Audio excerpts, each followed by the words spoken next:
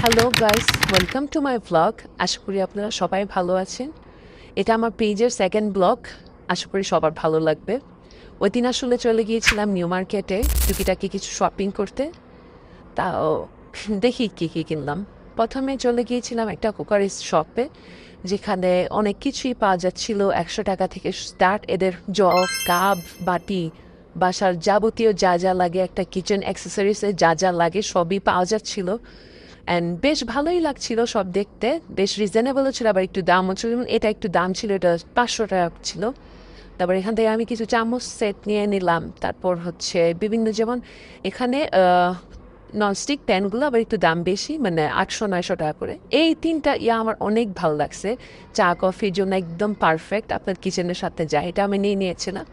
তারপর এখানে সব ধরনের আইটেম ছিল, যেমন কাঁচি, ছুরি, সব ইচ অ্যান্ড এভরিথিং, বাক্স থেকে শুরু করে। বেশ রিজনেবলও ছিল, আবার একটু এক্সপেন্সিভও ছিল। আপনারা বুঝে শুনে নেবেন। তারপর এখান থেকে যেমন কিছু ওয়াটার বোতল নিয়েছি, এগুলো আবার 100 টাকা করে, আবার 500 টাকা করে, এক একটা এক এক রেঞ্জের। আপনাদের এই জুস আমার অনেক ভালো লাগছে, এটাও আমি নিয়ে নিয়েছি। এরপর চলে গিয়েছিলাম গাউসিয়ার উপরে ছেলেদের কিছু প্যান্ট শার্ট নেওয়ার জন্য। ওইখানে গিয়েছিলাম। তেমন একটা আমি তো বুঝি না, আমার হাজব্যান্ড নিয়েছিল। তারপর গিয়েছিলাম একটা বেবিকে গিফট করব ওর বার্থডেতে, একটা ড্রেস কেনার জন্য। এখানে আমার কিছুই ভালো লাগে নাই। তারপর আরেকটা দোকানে গেলাম, এখানেও ভালো লাগে নাই। তারপর ঘুরছিলাম পার্টি ফ্রক দেখছিলাম।